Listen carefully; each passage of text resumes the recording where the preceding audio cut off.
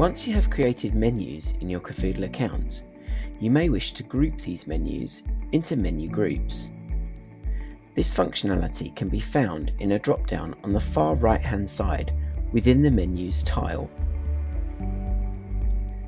Menu groups allow you to create an umbrella group for several of your menus to sit beneath. To create a new group is very straightforward.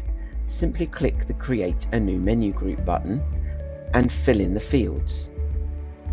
If we look at a group that has already been created via the Edit pen, you will see how this is done. Here we have named the group, uploaded an image, selected the site or sites for which this group is relevant, and then cherry-picked the menus which should sit beneath this umbrella group from the list of all menus within the site. These menus can then be reordered with the drag and drop functionality. This group is then simply saved.